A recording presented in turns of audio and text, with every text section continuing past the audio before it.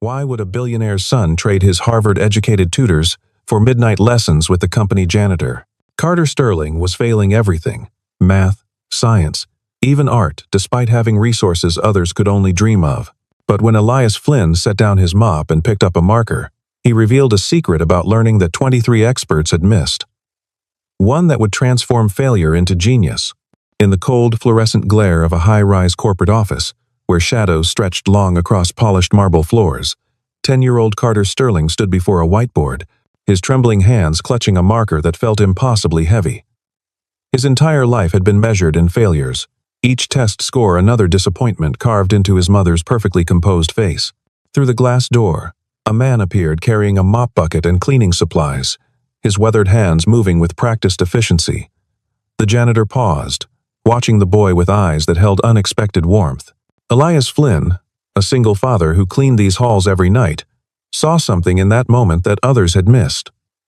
Behind those gentle eyes lived a secret, powerful enough to transform everything. The Sterling Enterprises Tower pierced the Manhattan skyline like a monument to ambition. 47 floors of glass and steel that housed one of the most influential financial institutions in the country. On the 39th floor, in an office that commanded views of the entire city, Evelyn Sterling reviewed quarterly reports with the precision of a surgeon. At 38, she had built an empire from the inheritance her late husband had left behind, transforming grief into determination, loss into legacy. Her tailored suits never showed a wrinkle, her platinum hair never fell out of place, and her composure never cracked, except when she thought about Carter. 3 floors below, in a small tutoring room that the company maintained for executive families, Carter Sterling sat hunched over a practice test, the numbers and letters blurring together like abstract art. He possessed his mother's sharp features and his late father's thoughtful eyes. But confidence had never found its way into his 10-year-old frame. Every question on the page seemed to mock him, every blank answer space a reminder of his inadequacy. The private tutors his mother hired spoke in monotones about potential and application, but their words floated past him like smoke. Elias Flynn pushed his cleaning cart through the hallway outside, the wheels squeaking a rhythm he had memorized over 2 years of night shifts. At 40, he moved with the careful efficiency of someone who had learned to make himself invisible in spaces where he didn't belong. His hands, once accustomed to holding chalk and pointing at equations on blackboards, now gripped mop handles and spray bottles. In his shirt pocket, he carried a photo of his daughter Sarah, 7 years old and living with his sister in Queens while he worked nights to pay for her asthma medication and save for her college fund. The failing grade came on a Thursday afternoon, delivered in a sealed envelope that Carter's tutor handed to Evelyn, with the solemnity of a death notice. 73% failure rate across all subjects, with mathematics showing the steepest decline. Evelyn stood behind her desk, the city lights beginning to twinkle beyond her window, and felt something cold settle in her chest. This wasn't just about grades anymore. This was about legacy, about the Sterling name, about the son who seemed to be slipping through her fingers like water. She found Carter in the tutoring room an hour later. Tears dried on his cheeks as he stared at another practice test. The conversation that followed carved itself into both their memories with surgical precision. If he couldn't improve by the end of the quarter, she would send him to Thornfield Academy, a boarding school in Connecticut known for its rigid structure and exceptional success rate with struggling students. The words fell between them like stones into still water, each one sending ripples of fear through Carter's small frame. After Evelyn left, her heels clicking down the hallway like a countdown, Carter remained frozen in his chair. The building had grown quiet around him, most employees having departed for their evening commutes. He wandered into the hallway, drawn by a sound he couldn't quite identify. There, on the wall beside the water fountain, someone had drawn an elaborate physics equation in dry erase marker on a small portable whiteboard. The handwriting was neat, almost artistic, and the equation seemed to dance rather than intimidate. Elias stood there, lost in his work, unaware of his audience until Carter's shadow fell across the board. The janitor's first instinct was to apologize, to erase the evidence of his trespass, but something in the boy's eyes stopped him. It wasn't judgment or mockery he saw there, but genuine curiosity, perhaps even wonder. For a moment, they stood in silence, the equation between them, like a bridge waiting to be crossed. "It's about trajectory," Elias said finally, his voice soft as though sharing a secret. Like throwing a ball, but with math to predict where it lands. Carter stepped closer, his fear momentarily forgotten. My tutor makes it seem harder than that. Most things are simpler than people make them, Elias replied, then caught himself. This wasn't his place, wasn't his role. He reached for the eraser, but Carter's voice stopped him. Could you show me? The question hung in the air, like a challenge to the universe itself. Elias knew he should decline, should maintain the invisible boundary between the janitor and the executive's son. But he also knew the look in Carter's eyes, had seen it in his own daughter's face when the world felt too big and too complicated. Against his better judgment, he pulled over a chair from the nearby waiting area and gestured for Carter to sit. For the next hour, the hallway became a classroom. Elias drew pictures to accompany the numbers, told stories about astronauts and baseball players, transformed abstract concepts into tangible adventures. Carter laughed for the first time in weeks when Elias described gravity as the Earth's way of hugging everything. The boy's pencil moved across paper with newfound purpose, solving problems that had seemed impossible just hours before. Neither of them noticed Evelyn's return until her shadow fell across their makeshift workspace. She had come back for a forgotten file, and found her son learning physics from the night janitor, sitting on the floor of the hallway like common students. The expression on her face cycled through surprise, confusion, and finally settled on something approaching anger. Carter, gather your things, she said, her voice carrying the kind of authority that had cowed board members twice her age. Now, as Carter scrambled to collect his papers, Elias rose slowly, his eyes meeting Evelyn's with unexpected steadiness. I apologize, Miss Sterling. The boy seemed upset. And I thought. You thought wrong, Evelyn interrupted, though her voice lacked its usual cutting edge. Something about the way Carter had been smiling, the ease in his shoulders she hadn't seen in months, gave her pause. This is inappropriate. Mom, he was just helping Carter began, but Evelyn's raised hand silenced him. We'll discuss this at home. As they walked toward the elevator, Carter turned back once, catching Elias's eye. The janitor offered a small nod, a silent promise that seemed to say this wasn't over. Carter held onto that nod like a lifeline as the elevator doors closed between them. The next 3 days passed in a blur of traditional tutoring sessions and failed practice tests. Carter tried to explain to his mother what had been different about Elias's teaching, but the words came out jumbled, insufficient. Evelyn, meanwhile, found herself thinking about the janitor's steady gaze, the way he had stood his ground without defiance, the worn photo she had glimpsed in his shirt pocket. On the fourth night, Carter discovered a small rolled paper in his backpack's outer pocket. Unfolding it revealed a series of word problems, but these weren't like any he had seen before. They featured pirates calculating treasure distributions, astronauts determining oxygen supplies, and race car drivers computing optimal pit stop strategies. At the bottom, in the same neat handwriting from the hallway equation, was a simple note. Learning should be an adventure. EF. Carter completed all the problems that night.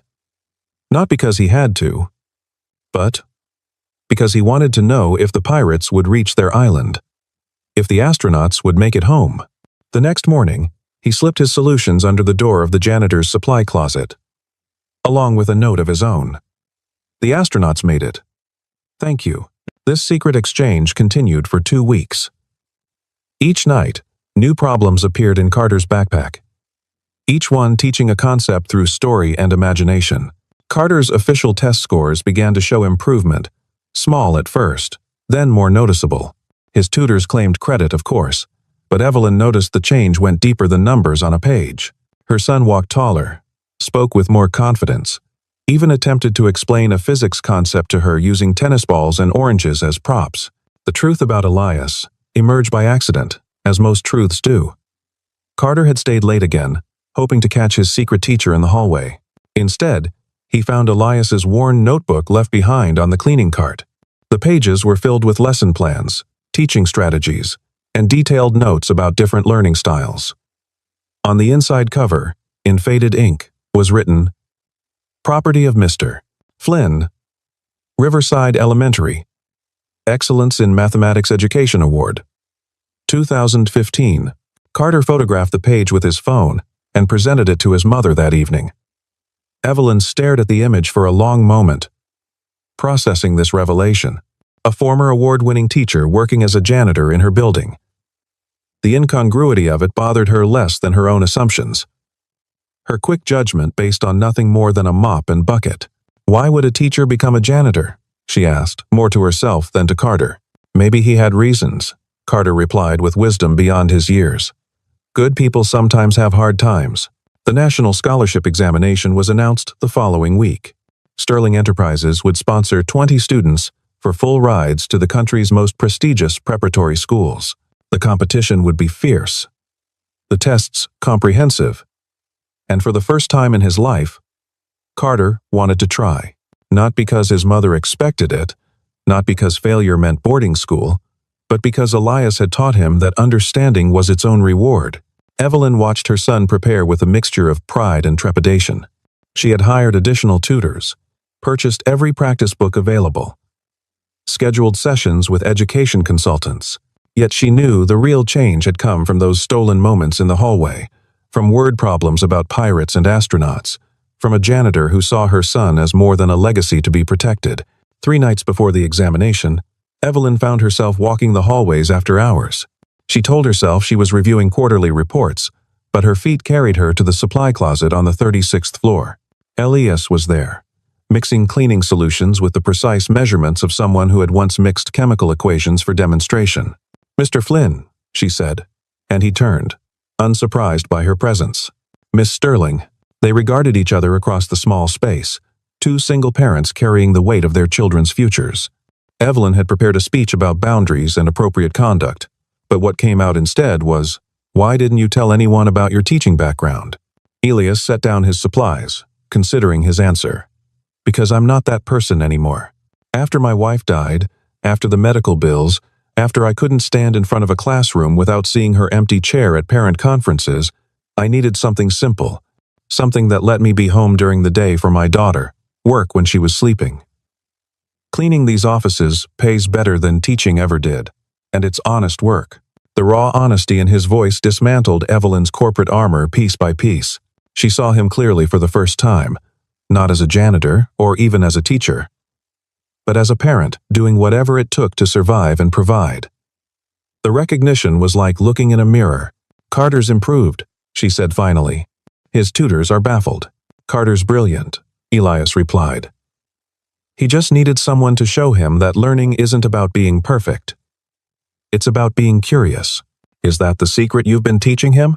"Part of it." Elias pulled out a worn piece of paper from his pocket, the same kind he had been leaving for Carter. "The real secret is that failure isn't the opposite of success. It's a stepping stone to understanding. Every wrong answer teaches us something about finding the right one." Evelyn took the paper, reading the simple problem about a mother bird teaching her babies to fly, calculating distance and wind speed, but really telling a story about courage and trust. Her throat tightened, unexpectedly. "Would you consider tutoring him officially?" she asked. "I could arrange proper compensation, set up a formal schedule." "No," Elias interrupted gently. "The moment it becomes official, it becomes obligation. Carter doesn't need another obligation. He needs to remember that learning can be joy." They parted that night with an understanding that transcended contracts and formal arrangements. Elias would continue his secret lessons, Evelyn would pretend not to notice, and Carter would grow in the space they created between official and unofficial, between expectation and discovery. The day of the examination arrived, wrapped in unusual spring warmth. The Sterling Enterprises Conference Center had been transformed into a testing facility, with rows of desks, proctors, and parents filling the observation gallery. Media representatives lined the back wall, ready to document this display of corporate philanthropy and academic excellence.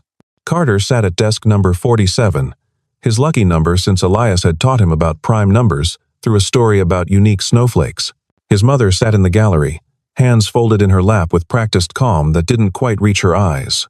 Elias was there too, in his janitor's uniform, ostensibly checking the ventilation systems but really offering silent support from the edges of the room. The examination booklet was thick, intimidating in its weight and possibility.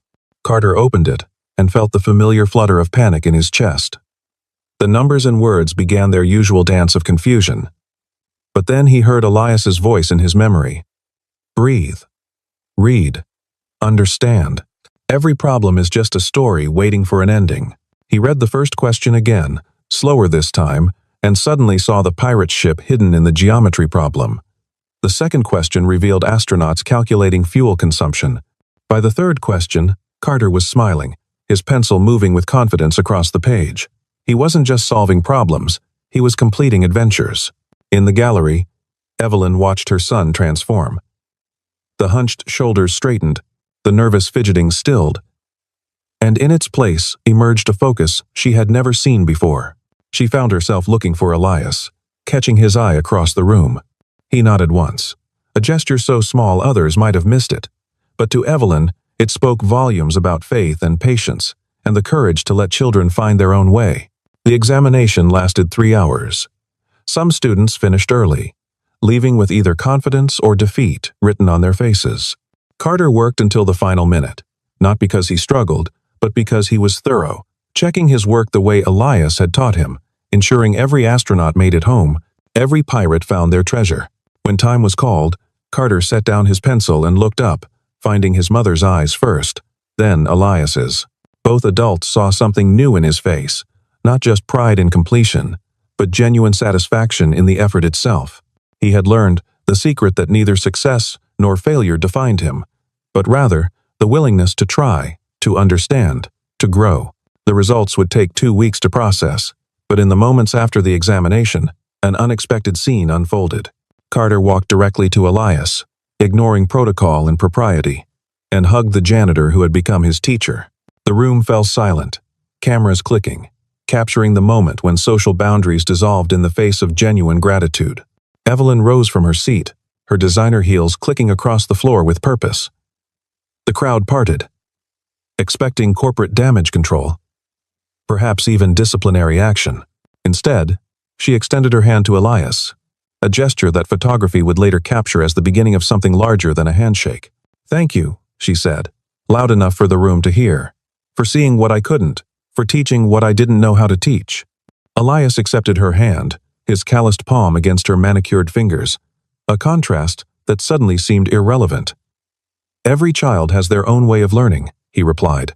Carter just needed someone to help him find his. The media loved the story, of course. The billionaire's son and the janitor teacher became a sensation that Evelyn initially tried to control, then realized she didn't want to. The narrative that emerged wasn't about charity or corporate responsibility, but about the unexpected places wisdom could be found, about the democracy of knowledge and kindness. 2 weeks later, when the results arrived, Carter had not only passed but scored in the 92nd percentile. The scholarship was his, along with acceptance letters from 3 prestigious schools. But the real victory came in a quieter moment, when Carter solved a complex equation on his mother's office whiteboard without prompting, explaining his process with the confidence of someone who understood rather than memorized. The Sterling Enterprises board suggested capitalizing on the positive publicity by creating a foundation, perhaps hiring Elias as its director.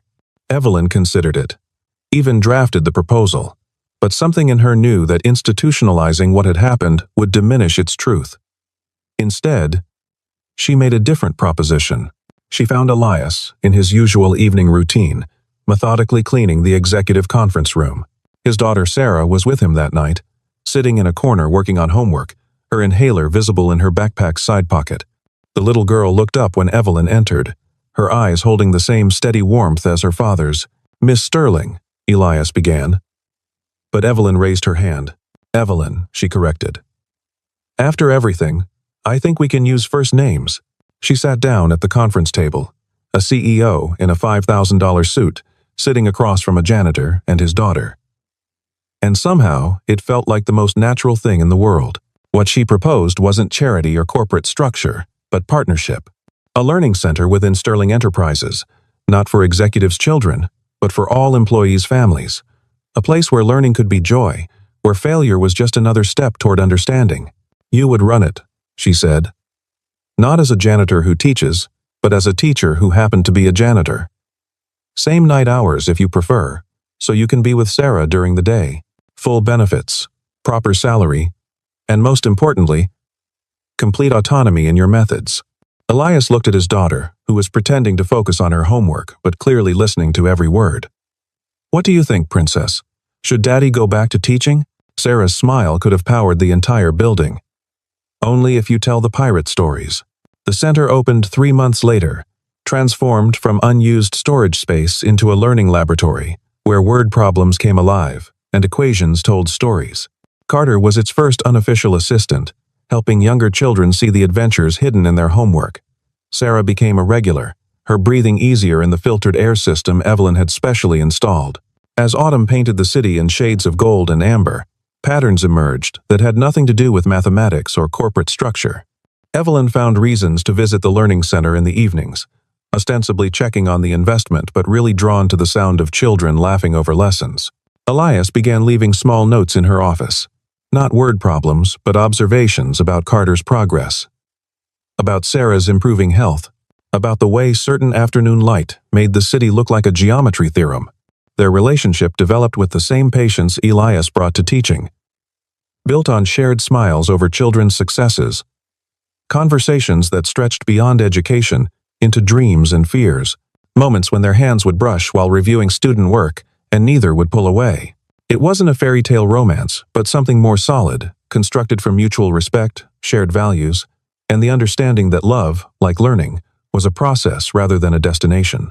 The holiday season brought its own magic to the Learning Center. Carter organized a showcase where students presented their favorite problems as theatrical performances. Pirates calculated treasure on stage, astronauts demonstrated zero-gravity mathematics, and race car drivers explained velocity through interpretive dance. The audience, a mixture of executives, janitors, middle management, and mailroom clerks, applauded with equal enthusiasm. During the intermission, Evelyn found herself standing beside Elias, watching their children interact with easy friendship. Sarah was showing Carter her new inhaler, decorated with stickers of stars and equations. Carter was explaining his latest problem creation, something about dragons and compound interest that made Sarah giggle. "They're good for each other," Elias observed. "Like their parents," Evelyn replied, then caught herself, color rising in her cheeks. Elias turned to her, his expression serious but warm. "Evelyn, I need you to know something. I'm not interested in your money or position. If anything, those things make this harder. But watching you with Carter, seeing how you've changed your entire worldview for his happiness, knowing you created this center not for publicity but for genuine good, that's what I see. That's what matters." Before she could respond, the lights dimmed for the second act. But in the darkness, she found his hand, and this time, neither of them let go. Winter arrived with unusual snowfall that turned the city into a mathematical wonderland. Elias taught lessons about crystalline structures and fractal patterns, while Evelyn found herself canceling board meetings to attend snowball fight calculations in the corporate courtyard. The lines between their professional and personal lives blurred like frost on windows, beautiful in their imprecision. The change in Carter was remarkable, but no more so than the change in Evelyn. The woman who had once measured worth in quarterly reports now celebrated small victories. A child understanding fractions. Sarah breathing easily through a full day. Elias smiling at her terrible attempts at word problems. She was still a formidable CEO, but her power now came from understanding that strength could coexist with gentleness. Spring brought decision time. Carter's scholarship required him to choose a school, to step into a future that suddenly seemed bright with possibility. The prestigious boarding schools courted him with promises of excellence and tradition, but Carter had learned to see beyond surface presentations. "I want to stay in the city," he announced over dinner, a meal that had naturally evolved to include Elias and Sarah. "Harrison Day School has accepted me, and they have an innovative mathematics program. Plus, I could keep helping at the center." Evelyn started to speak about opportunities and advantages, but Elias caught her eye, and she understood. This was Carter's choice, his understanding of what would make him happy rather than what would impress others. "It's your decision," she said, and meant it. The school year ended with a celebration at the Learning Center. Students presented their final projects. Parents mingled regardless of their floor assignment in the corporate hierarchy, and success was measured in understanding rather than grades. Carter had prepared a special presentation, a complex problem about a single father and a CEO finding common ground through standard deviation and probability. As he explained his calculations, showing how two seemingly different paths could intersect at exactly the right moment. Evelyn and Elias stood together, their children beside them, understanding that some equations were too beautiful to be coincidence. The following autumn, as Carter began at Harrison Day School, excelling not because he had to, but because he wanted to, changes rippled through Sterling Enterprises. The Learning Center expanded, employee satisfaction soared, and productivity increased in ways that couldn't be captured in spreadsheets. The financial press called it the Sterling model, but those who lived it knew it was simpler than that. It was about seeing people for who they could become rather than what their titles said they were. Elias officially moved from janitor to director of educational initiatives, though he insisted on keeping his old uniform in his office, a reminder of where the journey began. His relationship with Evelyn had evolved into something the gossip columnists struggled to define. Not a scandal, not a fairy tale, but a steady partnership built on shared values and quiet affection. One evening, as the city lights painted the Learning Center in golden shadow, Carter sat with Sarah, helping her with a particularly tricky word problem about birds learning to fly. Evelyn and Elias watched from the doorway. Their reflections merged in the glass, creating a single image from two separate people. "Do you ever think about how different things could have been?" Evelyn asked. "Every day," Elias replied. "But different doesn't mean better. Sometimes the longest route teaches us the most important lessons." She turned to him, seeing in his eyes the same patient wisdom that had saved her son, that had saved her from a life measured only in achievements rather than connections. Like Carter's problems, the journey matters more than the destination. "Now you're learning," he said with a smile that transformed his weathered face into something beautiful. As the seasons cycled through another year, the four of them became a family in all but official documentation. They shared Sunday dinners and homework sessions, celebrated victories both large and small, weathered Sarah's asthma attacks and Carter's occasional academic frustrations with equal unity. Love grew between them like Elias's equations, complex but solvable, challenging but ultimately rewarding. The scholarship examination came around again, and this time Carter served as a mentor for nervous students. He told them about pirates and astronauts, about finding stories in numbers, about a janitor who saw potential where others saw failure. Some of the parents recognized him, the billionaire's son who had learned from unexpected places, and they began to understand that wisdom didn't always come from traditional sources. Evelyn watched her son teach with the same patience Elias had shown him, and felt something complete in her chest, like the final number in a long equation. Success, she had learned, wasn't about never failing. It was about understanding that every failure was just practice for getting it right, that every person had something valuable to teach, that love could grow in the most unexpected places. The story could end here, with its lessons learned and hearts opened. But life, like mathematics, continues beyond the final calculation. Carter would go on to study theoretical physics, approaching it with the joy Elias had taught him. Sarah would overcome her asthma through careful treatment and fierce determination, becoming a teacher like her father. Evelyn would transform Sterling Enterprises into a model for corporate responsibility, proving that humanity and profit weren't mutually exclusive. And Elias would continue teaching, showing children and adults alike that understanding was its own reward, that everyone had their own way of learning, that sometimes the most important lessons came from the most unexpected teachers. He would marry Evelyn on a spring day when the cherry blossoms turned the city into a poem, with Carter and Sarah as their witnesses, their family complete in its imperfection. But that's the future, stretching ahead like an unsolved equation waiting for its variables. For now, in this moment, a man who was once a janitor sits with a woman who was once too proud to see beyond titles, watching their children solve problems together, understanding finally that the greatest secret wasn't about passing tests or meeting expectations. The secret was simpler and more profound, that every person carries wisdom worth discovering, that failure is just understanding in disguise, and that love, like learning, grows strongest when nurtured with patience, kindness, and the courage to see beyond surface appearances to the truth that lies beneath. As the lights of the city twinkled beyond the windows, Carter looked up from his work, catching Elias's eye. The boy mouthed two words silently. "Thank you." Elias nodded, his eyes bright with emotion, and mouthed back, "Thank you too." Because in the end, they had all been teachers, and they had all been students, and the lessons they learned together were worth more than any test score could ever measure. The secret wasn't about being perfect or never failing. It was about understanding that every challenge was an opportunity. Every person had something valuable to offer, and every ending was really just another beginning, waiting to be discovered.